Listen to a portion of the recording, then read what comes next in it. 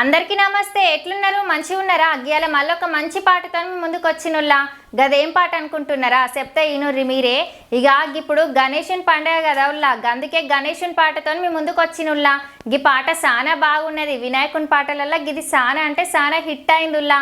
మామూలుగా లేదు పాట, ఫుల్ డీజేలతోని మంచి ఊపుతోని ఉన్నది పాట. గదేందో ఇనుర్రి.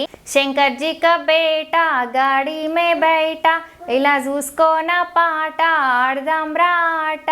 హో శంకర్ జీ కా బేటా గాడి మే బైటా, ఇలా చూసుకోనా పాట ఆడదాం రాట. పోరాళ్ళంతా కలిసి మీటింగ్ పెట్టినం, కట్టలు చందా తెచ్చి హుండీలేసినం. మా గల్లీ కా గణేష్ గణపతి బప్పా మోరియా, మా గల్లీ కా గణేష్ రో గణపతి బప్పా మోరియా. గిట్లా వాడిన జర ఏమనుకోకుర్రి. విన్నారు కదా ఎంత మంచిగా ఉన్నదో ఈ పాట. గణేశుని మీద చాలా బాగా రాసిల్లు పాట. గణేశుని పండుగ అంటేనే గింత మామూలుగా ఉండదిగా, గంత సందడి ఉంటుంది. గల్లీకొక గణేశుని పెడతారు, పండుగను ధూమ్ ధామ్ చేస్తారు. ఇక మరి గణేశుని పండుగ అంటే చాలు యూత్కి అయితే ఇంకా చాలా సంబరముల్లా. ఎందుకంటే గణేశుని 9 రోజుల నిద్ర అయిపోయినాక ఇక లాస్ట్ రోజు నిమజ్జనం రోజు అయితే డీజే పాటలు డ్యాన్సులు మస్త్ అంటే మస్త్ ఎంజాయ్ చేస్తారు.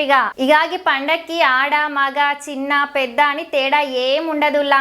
ఎవరన్నా ఈ పండక్కి ఫుల్ ధూమ్ ధామ్ చేస్తారు. ఇక కెమెరాల బంధించింది అనుషు కుమార్ అన్న, ఇంత మంచిగా పాటను రాసింది కృష్ణకాంత్ అన్న, డాన్స్ చెప్పింది గోవింద్ అన్న, ముక్కలు అతికింది గట్లనే రంగులు దిద్దింది రవితేజ అన్న. మస్త్ అంటే మస్తు దిద్దిండు. ఈ పాటకు పైసలు ఖర్చు పెట్టి తీసింది పృథ్వీరాజ్ రెడ్డి అన్న, ఇంకా పిఆర్ఆర్ అన్న. కాన్సెప్ట్ రాసి మ్యూజిక్ చేసి పాట వాడింది మన రాహుల్ సిప్లిగంజ్ అన్న. ఈ అన్న ఏ పాట వాడినా ధూమ్ ధామ్ ఉంటుంది. గట్లనే ఈ పాటల మన అందరికీ ఫేవరెట్ మ్యూజిక్ డైరెక్టర్ అయిన కోటి సార్ కూడా యాక్టింగ్ చేసి పాటకు మరింత అందాన్ని మరియు జోష్ని తీసుకొచ్చిళ్ళు.